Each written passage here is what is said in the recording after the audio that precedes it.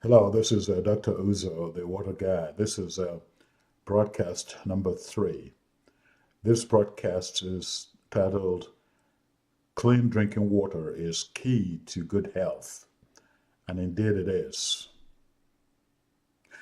The subject of access to clean drinking water for citizens of the world is one of my main motivations for creating this series of broadcasts designed to help spread general information and knowledge about water. My other motivation is to participate in the effort to raise the consciousness of the citizens of the world about the critical importance of water to our health and indeed our lives. And I would like to start this presentation by joining the concerned citizens of the world in making a proclamation that access to clean drinking water is a human right. Yes, it is that important. And your body, your health depends on it. And your health is your life. And it is no secret that lack of proper hydration of the human body over a prolonged period of time has been known to cause serious health issues, including kidney disease, urinary problems, general lack of concentration, especially in kids and young adults, fatigue, which is prevalent in older adults and senior citizens, and also health issues like dry skin, dry throat, headaches, hypertension, constipation, allergic reactions, even joint pains, and sometimes pain in the lower back. And I hope I can present some basic information here for you that will help you understand the reasons why these serious health issues result from lack of proper hydration. I'll begin with revisiting the subject of water content of the human body. And I'm sure you've seen these numbers before, perhaps in other presentations or publications, but I will repeat it here, that at birth, the entire body of a baby is 90% water. That is remarkable. And the lesson there, or the message there, is that nature programmed our body to be centered on water and our health, and indeed our life, to be determined by how much we're able to maintain a reasonable amount of water content in our body, close to what nature designed it to be. And this number drops down with age to about 70% in adults, and then tops out at about above 50%. But regardless, it is what keeps us alive to a large extent. And it's no secret that a human can survive without food for up to 21 days, 3 weeks. But a human cannot survive beyond 3 to 7 days without water. Again, that underscores the critical importance of water to our health and to our life.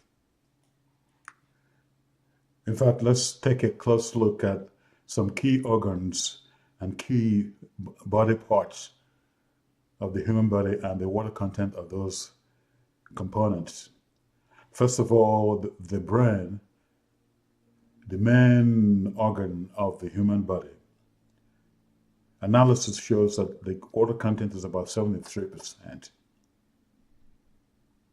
Now, imagine a situation where an individual lives their lives or their life with a water content in the brain of less than 73%, say 60 or 65.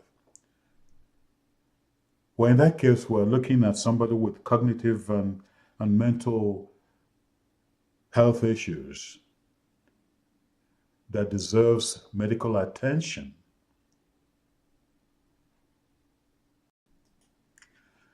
And then what about our bloodstream that transports oxygen to various parts of the body? Now, nature programmed it to be 83% water. Again, for a good reason, to make it easy to flow through the arteries and the capillaries to the body cells and take oxygen to those cells. Now, if we are deficient, less than 83%, say 70, 75, that means oxygen deficiency that would definitely result to overall poor health. Likewise, for our skeletal support structure, the bones that support our body mass, a deficiency in hydration less than 22% that nature designed it to be will obviously lead to inadequate distribution of nutrients that are required for bone strength, that would in fact limit the ability of the bone skeletal structure to support the body mass and limit our movements. And for the muscle mass of the human body that directs our ability to flex, move, and lift different parts of the body. Now, again, that's why hydration is also very critical.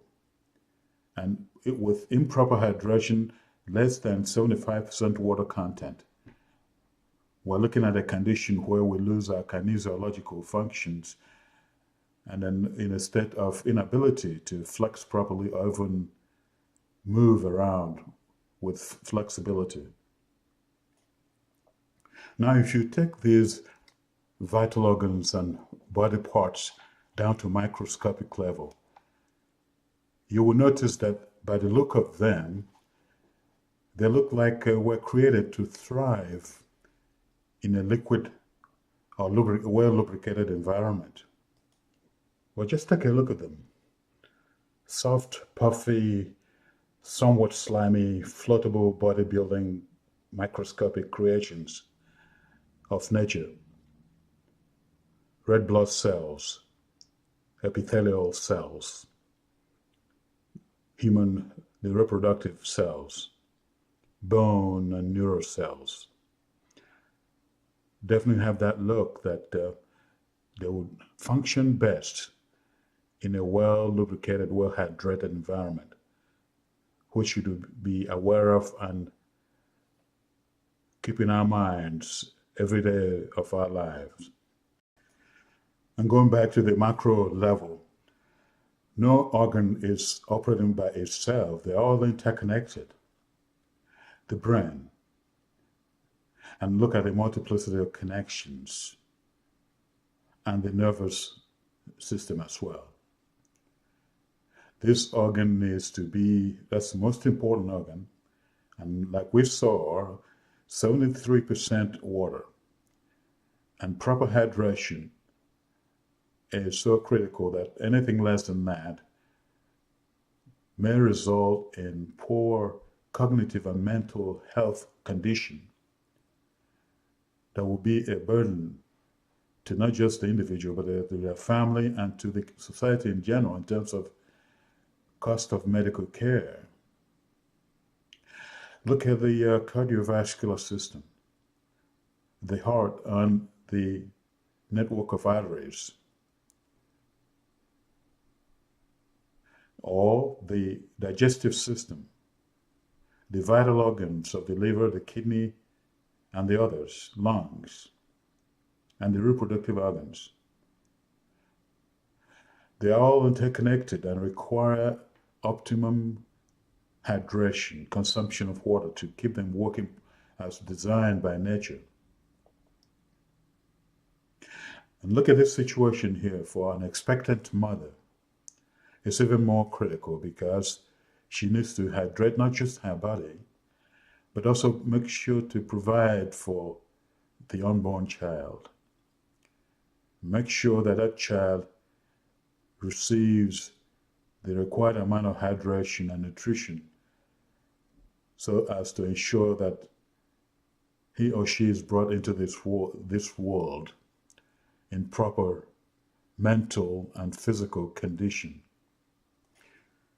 So with that picture, starting from the microscopic level of the cells to the vital organs and body parts those cells build, everything from the brain, the digestive system, the key organs of lungs, liver, and kidney, and everything, and then reproductive cells, and the cardiovascular system,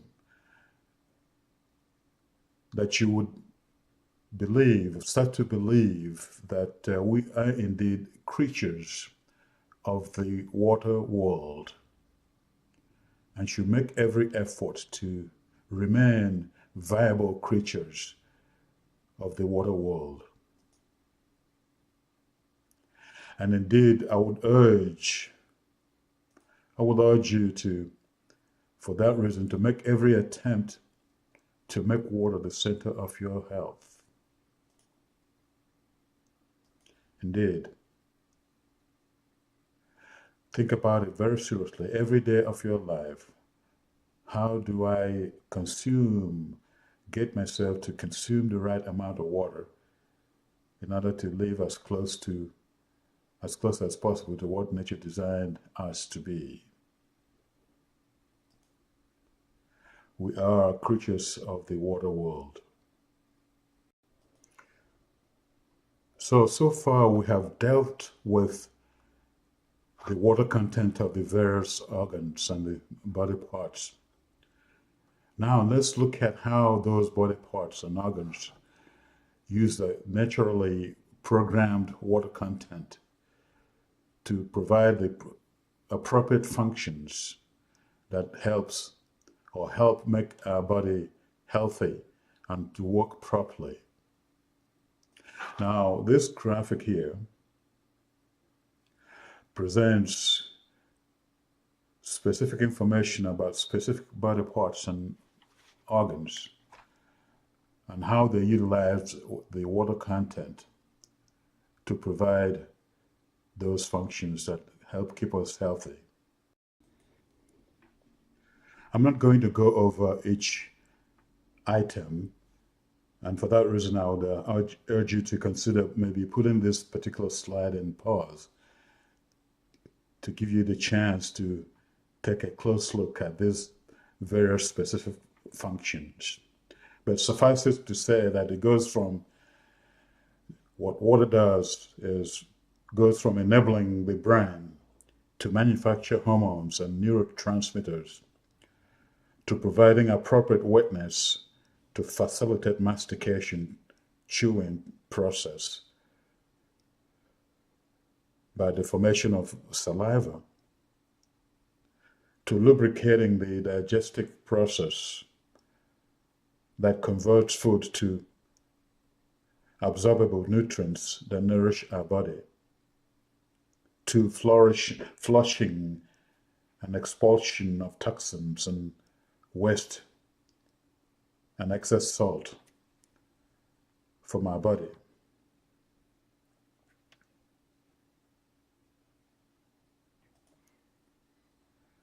That being said, it's now time to ask the next appropriate question, which is the quality of the water that we consume. Indeed, the quality of the water is critical because it determines what kind of benefit we'll obtain from the water we consume. Of course, obviously, good quality water will lead to beneficial health issues whereas bad quality of water will cause some detrimental impact to our body.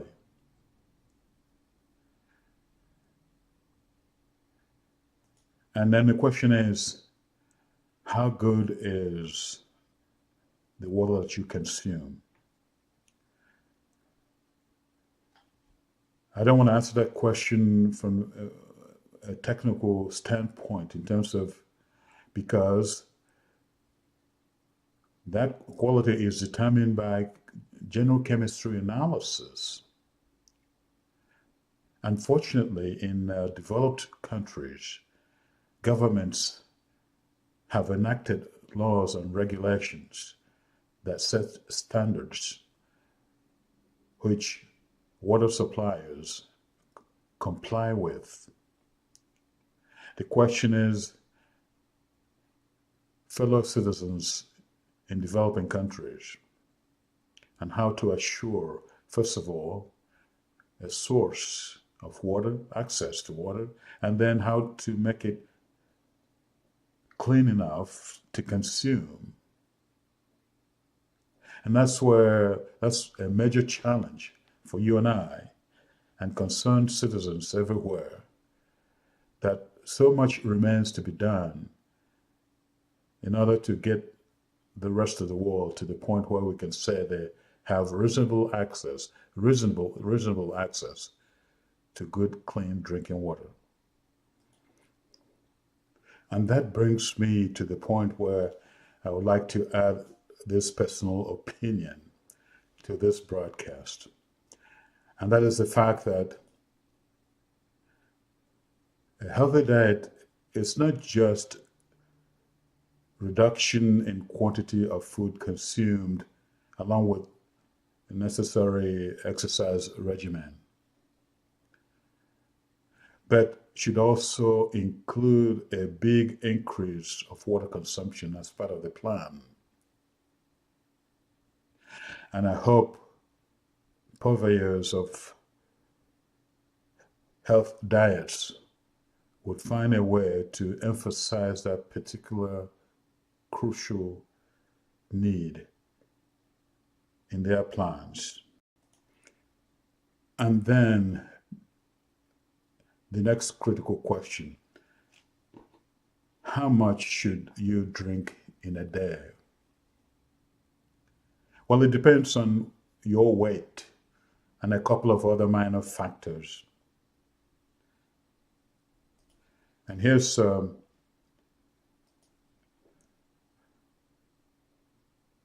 graphic I'd like to call your attention to. I looked at the numbers and they looked reasonable to me. It's obviously a recommendation. It's not like it has any medical basis. This table is prepared according to your weight.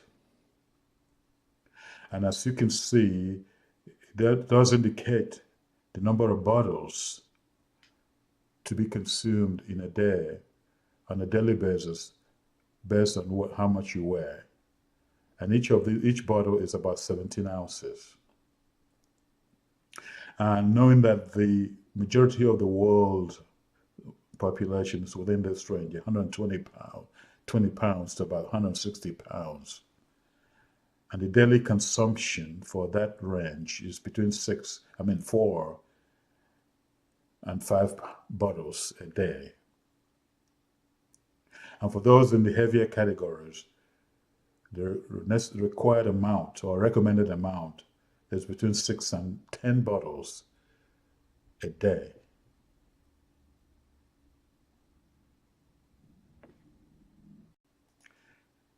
And the other additional factors or consideration in terms of recommended or suggested number of bottles to consume are your level of activity. Very active persons or athletes should drink even more than the suggested numbers in this table.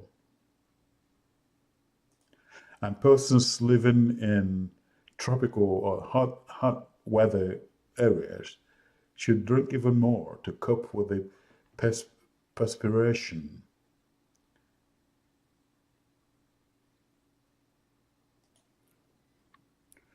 And so this broadcast has thus far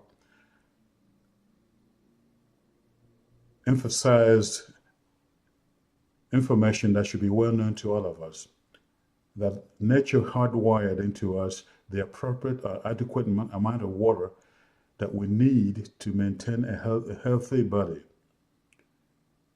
And we do not need a doctor or a nutritionist to continue to remind us. It's a personal thing that we ought to be aware of and constantly make efforts to maintain that level of hydration.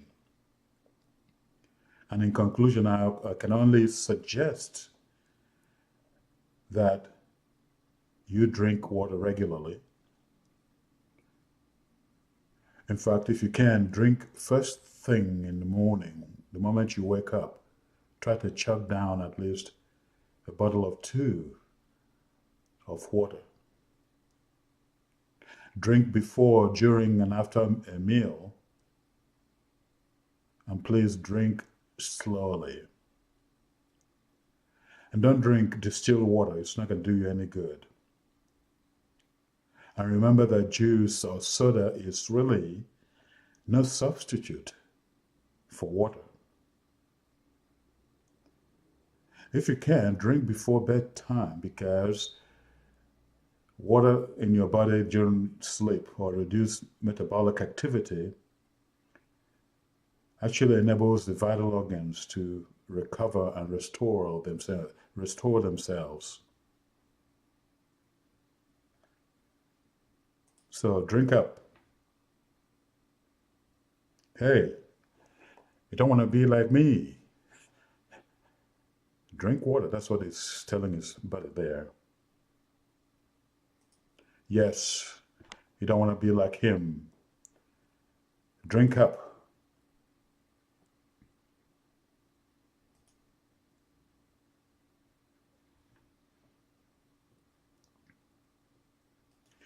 This is Dr. Uzo, the Water Guy, saying thank you for watching this broadcast number 3.